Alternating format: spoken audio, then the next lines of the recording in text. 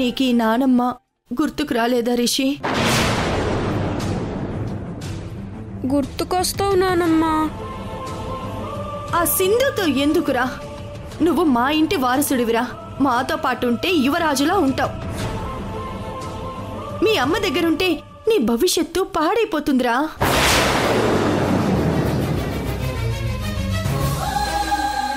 నా మాట విని మాతో పాటు మన ఇంటికొచ్చేయరా.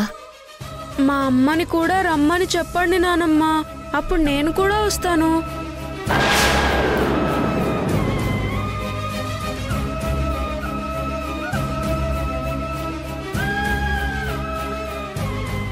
మధ్యలో అదెందుకురా? మీ జీవితాల్లో ఆ సింధు ఉండకూడదనే కదరా నా ఉద్దేశం అసలా. నానమ్మ, క్లాస్ టైం అవుతుంది. క్లాస్ టైం అవుతుంది. కన్యాకుమారి, ఆ టిఫిన్ బాక్స్ ఇలా ఇవ్వు. ఇదిగో వదినా. రిషి, నీకోసం ప్రత్యేకంగా నేనే తయారు చేశాను. నా చేతులతో నీకు తినిపిస్తా.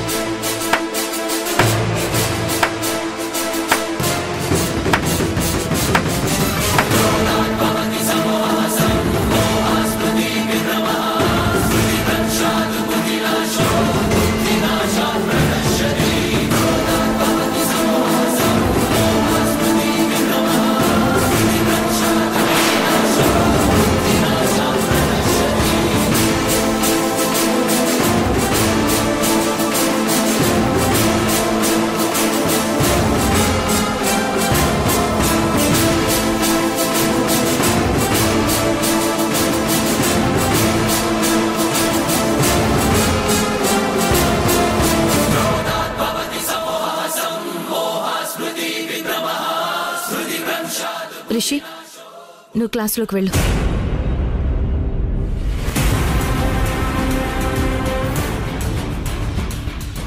కన్యాకుమారి, శేషిని క్లాస్ రూమ్ లో దించురా. నేను కార్ దగ్గర ఉంటాను. పద శశి.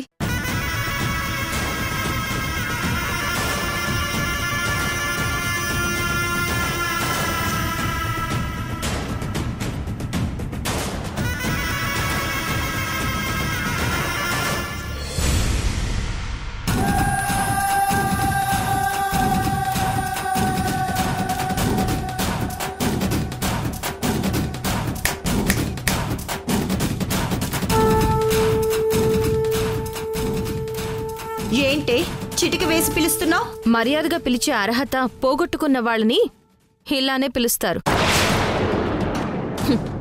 ఎంత కర్మ పట్టింది మీకు? నా కర్మ పట్టడమేంటి? కాదా, దొంగచాటుగా నా కొడుకుని కలవాలని చూడటం, నన్ను చూడగానే దొంగలా మెల్లగా జారుకోవడం, దీన్ని ఏమంటారు? కర్మన్రా? నా మనవన్నీ నేను కలవడం కర్మ ఎలా అవుతుంది? అసలు ప్రేమ అవుతుంది. కానీ ప్రేమ అనేది మీ ఒక్కరికేనా? ఇంకెవరికి ఉండదా? ఒకప్పుడు నాకు ఏ దుస్థితి అయితే మీరు కల్పించారో, ఇప్పుడు అదే పరిస్థితిని మీరెదుర్కొంటున్నారు. కర్మ ఎవరిని వదిలిపెట్టదు. ఎవరికి ఏమి ఇవ్వాలో అది ఖచ్చితంగా తిరిగి ఇచ్చే తీరుతుంది.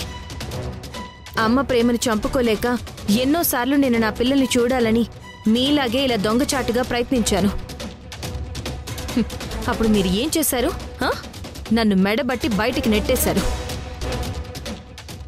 గుర్తుకు తెచ్చుకోండి, బాగా గుర్తు తెచ్చుకోండి. ఇప్పుడు నా కొడుకుని కలవాలని వచ్చిన మిమ్మల్ని నేనేం చేయాలి?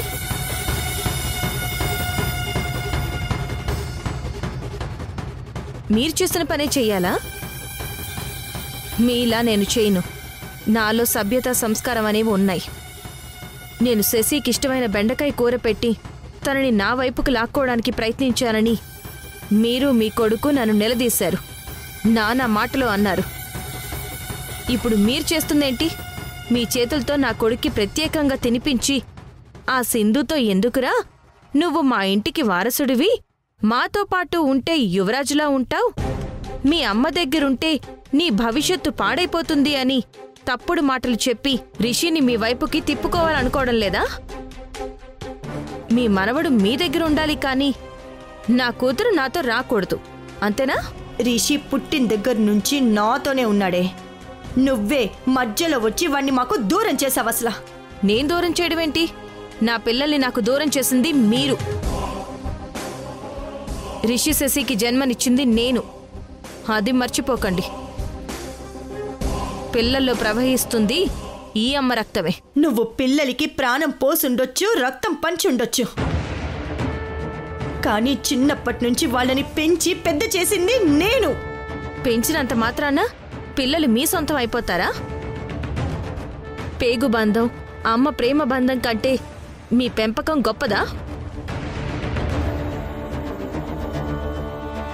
చూస్తూ ఉండండి, ఏదో ఒకరోజు అమ్మతనాన్ని శశి అర్థం చేసుకుని నా దగ్గరకొస్తుంది.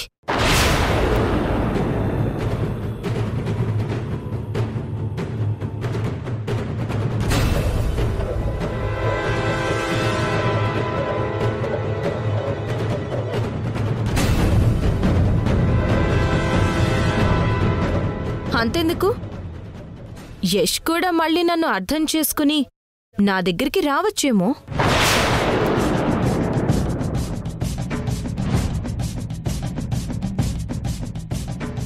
అమ్మో అమ్మో అమ్మో, అలా జరగచ్చు కదా. అన్నీ మీరనుకున్నట్టే ఎందుకు జరుగుతాయి? కొన్ని నేననుకునేవి జరిగే ఛాన్స్ ఉంది కదా. ఛాన్సే కాదు, జరగచ్చు కూడా.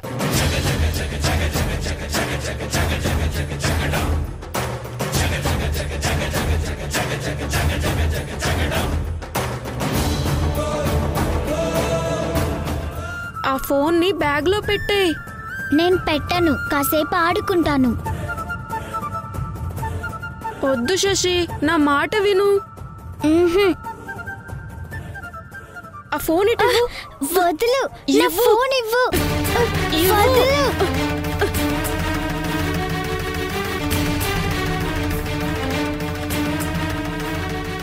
ఫోన్ బ్యాగ్లో పెట్టు. వదులు, నేనివ్వను. సైలెన్స్.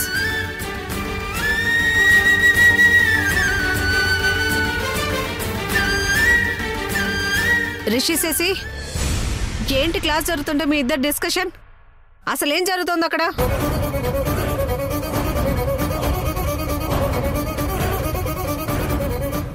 ఆ సెల్ ఫోన్ ఎవరిది? నాదే టీచర్. పిల్లలు సెల్ ఫోన్ స్కూల్కి తీసుకురాకూడదని చెప్పానా లేదా?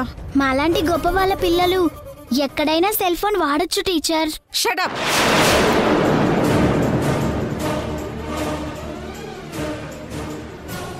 క్లాస్కి సెల్ ఫోన్ తీసుకొచ్చిందే కాకుండా ఫోన్ వాడొచ్చని నాకే ఎదురు సమాధానం చెప్తావా?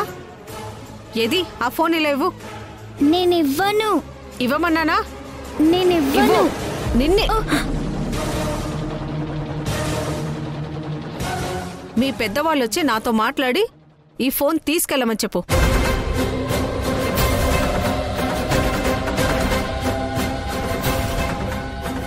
నేను ముందే చెప్పాను కదా శశి, టీచర్ చూస్తే అరుస్తారని.